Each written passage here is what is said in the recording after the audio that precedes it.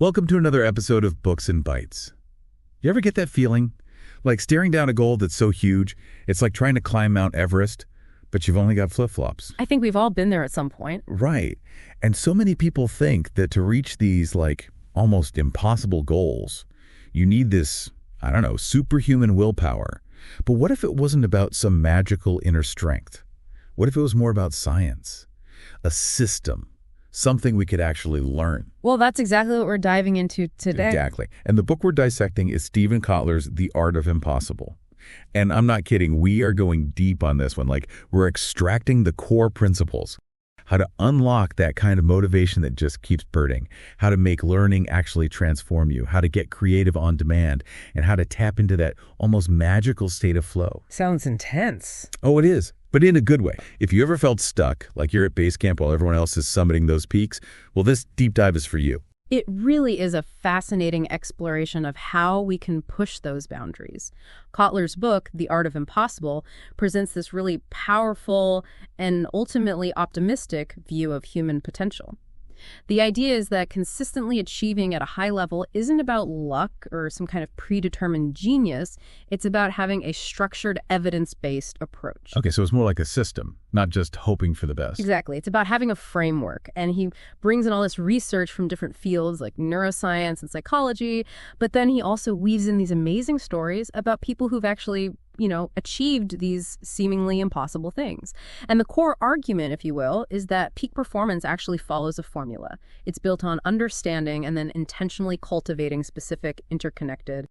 So no magic involved, just science and action. I like it. So Kotler breaks this down into 4 key areas, kind of the essential parts of a high-performance engine, right? Yeah.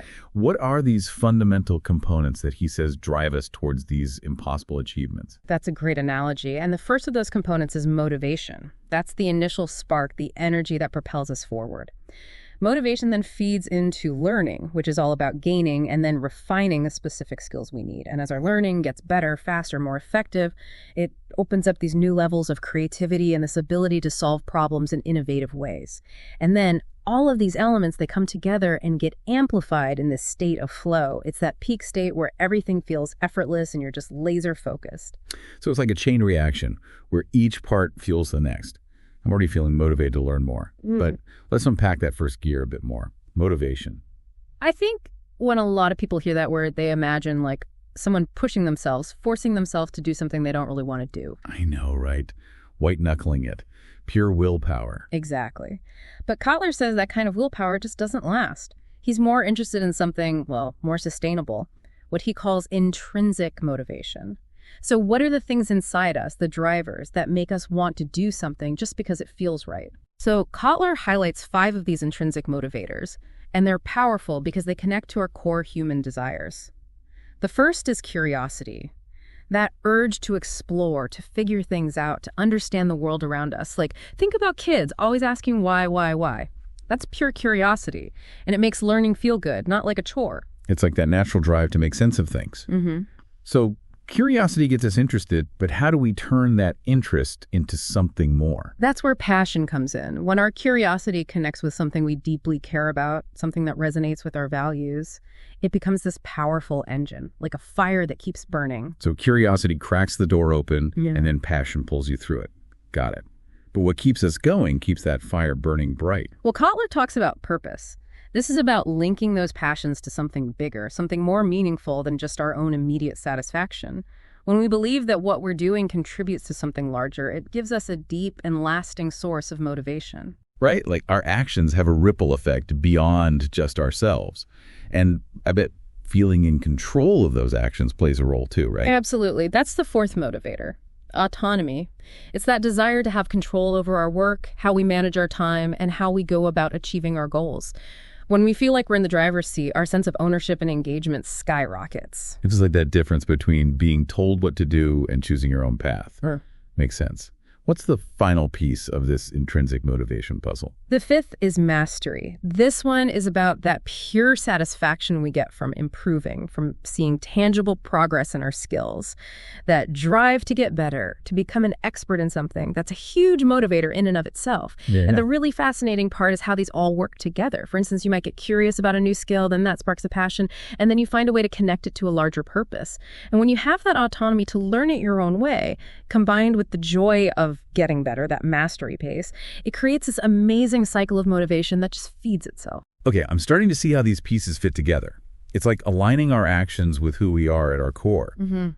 But even with all this motivation, we all hit those roadblocks, those moments where we want to quit. That's where grit comes in, right?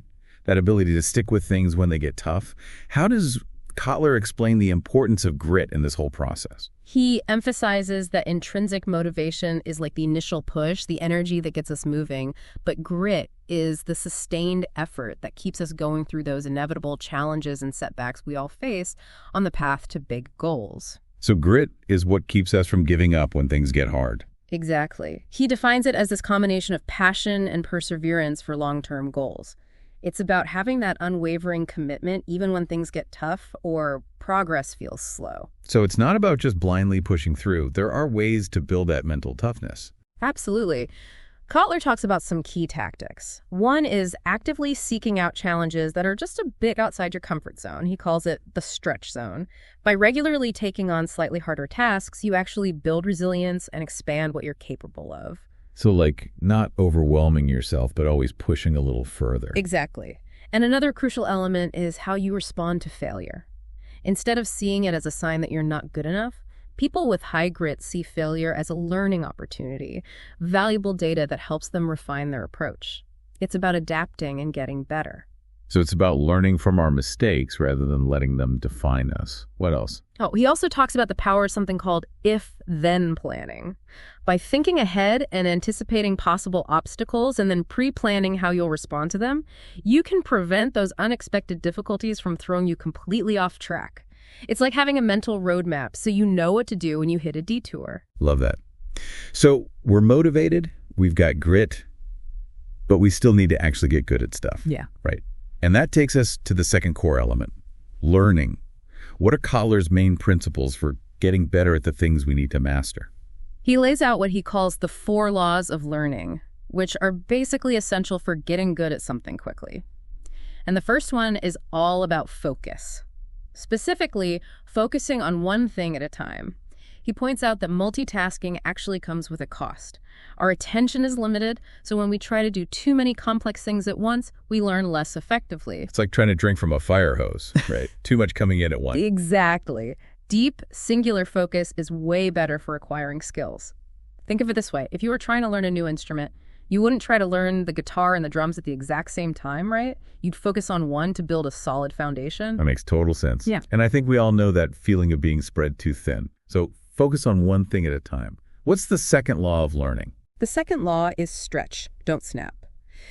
This goes back to that idea of pushing your boundaries, but doing it strategically. To learn effectively, you need to consistently challenge yourself with tasks that are just a little bit harder than what you can do easily right now. That's that stretch zone we were talking about. But it's super important not to push so hard that you get overwhelmed or frustrated or just want to quit. That's the snap. Yeah. It's about finding that sweet spot, that optimal level of challenge that helps you grow without making you want to give up entirely. So it's like gradually increasing the weight you lift at the gym. You're pushing your muscles, but you're not trying to lift something that'll injure you. Perfect analogy. It's about sustainable growth. Love it. Focus, stretch. What's a third law that helps us really lock in those skills? The third law is that spaced repetition works best. This one emphasizes how powerful it is to review information and practice skills at spaced out intervals.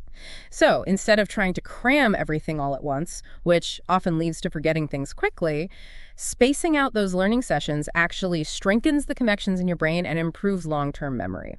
So it's like that idea that practice makes perfect, but it's more about how you practice, right? Not just doing it all at once. Yes. Think about learning vocabulary in a new language. Reviewing those words regularly over days and weeks is going to be much more effective than trying to cram a whole list in one go. That's so true. It's like our brains need time to process information. And what's the final piece of this learning framework? The fourth law is that sleep and rest are critical. Kotler is really big on this one. He reminds us that learning isn't just about what you do when you're actively studying or practicing. Our brains are actually processing and storing new information during those downtime periods, especially when we're asleep. Getting enough sleep isn't a luxury, it's essential for maximizing learning and preventing burnout. Right, because if you're exhausted all the time, you're not going to learn as well. So focus, stretch those abilities, repeat things in a spaced-out way, and get enough rest. These are Kotler's cornerstones of effective learning. And as we develop those skills, we naturally start looking for new ways of doing things, new solutions, which brings us to creativity.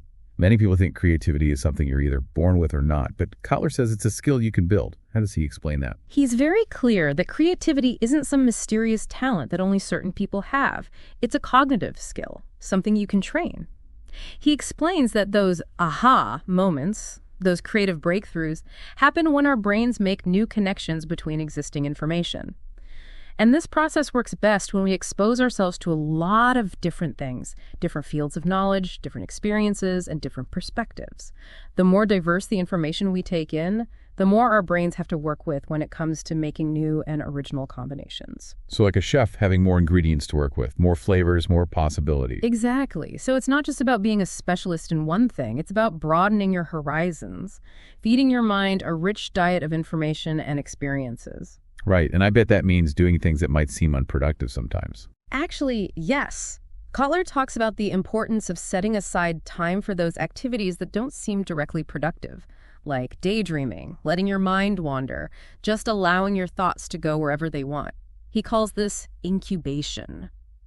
This is the time when your subconscious mind is working on those problems, making connections that you might not even be aware of. So it's like giving your brain a break to do its thing in the background. Precisely. And he also stresses the need for an environment where you feel safe to experiment, to take risks, and to know that failure is just part of the process. When you're afraid to make mistakes, your creativity gets stifled. So give yourself permission to play, to experiment, and to know that not everything has to be perfect the first time. Exactly. It's about exploration. And he actually outlines a 4-stage cycle that he says often leads to these creative breakthroughs. It starts with preparation, which is like actively gathering information, immersing yourself in the problem, learning about related fields, just like an artist gathering their materials before they start creating. Makes sense. You need something to work with. What's the next stage? The next one is incubation, which is that stepping away period we were talking about. This is where you stop consciously thinking about the problem and let your subconscious mind do the heavy lifting. Think of it like planting a seed and then letting it germinate.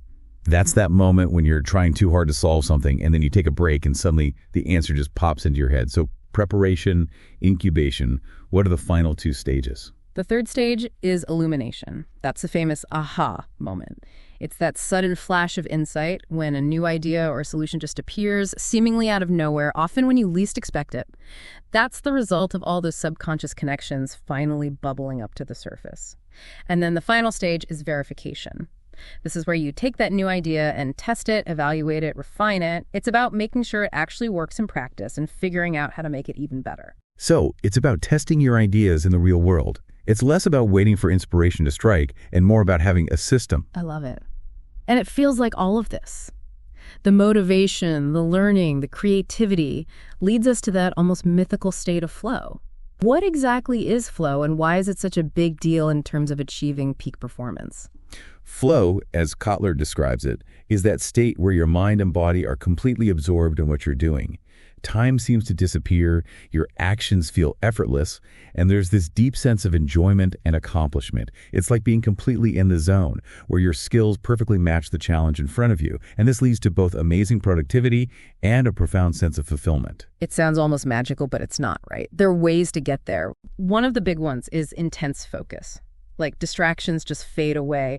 There's also this sense of action and awareness merging together. You're so into what you're doing that you're not even thinking about it. You're just doing it. There's often this loss of self-consciousness, this feeling of being totally present in the moment. And people also talk about how time gets distorted.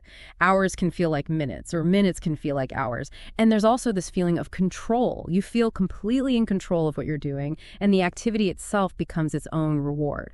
I think we've all had moments that felt like that, even if we didn't call it flow. But can we intentionally create those conditions? Absolutely. Kotler's big on this. He says flow isn't random. We can actually cultivate it if we understand and use specific flow triggers. And one of the most important triggers is having clear goals. You need to know exactly what you're trying to achieve, and it helps to have immediate feedback so you can see how you're progressing towards that goal in real time. So knowing where you're going and being able to track your progress, what else helps us tap into that flow state? The challenge-skill balance is really crucial. The task can't be too easy or you'll get bored, but it can't be so hard that you get frustrated. It needs to be challenging enough to stretch your skills, but not break you. And the final key trigger is deep focus. This is about minimizing distractions and giving your full attention to the task for extended periods. Studies show that flow often happens when people can focus for at least 90 minutes without interruption.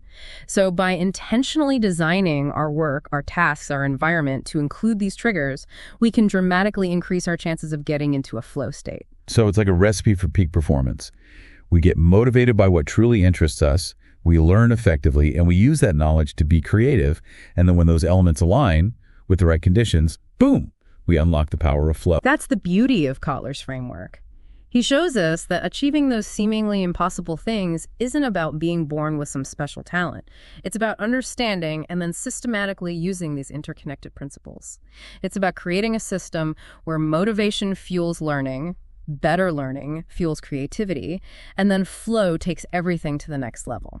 And the big takeaway for everyone listening is that high achievement isn't some magical thing. It's the result of having good habits and practicing in a structured way. And that's something anyone can do. That's incredibly encouraging because it means we have more control over our potential than we might think. Exactly. Like one of my favorite quotes from the book is, if you want to achieve the impossible, you must systematically train for it. He doesn't sugarcoat it. It takes work. But it's possible. He also has this great line about passion and purpose. Passion is a gateway drug to motivation, but purpose is what keeps you going. It's like passion gets you hooked, but purpose is what sustains you for the long haul. And then he has another gem about focus. Flow follows focus. Eliminate distractions and immerse yourself in the task. That's the key to unlocking flow. Those are some great takeaways. So if you're listening to this and thinking about your own big, ambitious goals, I want you to consider those 4 components: motivation, learning, creativity, and flow.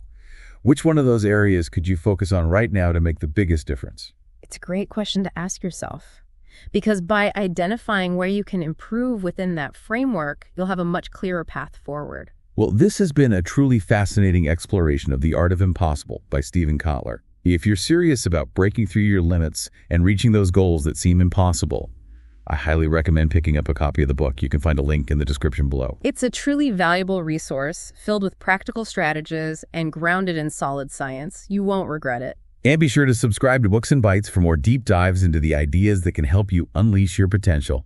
We'll see you next time.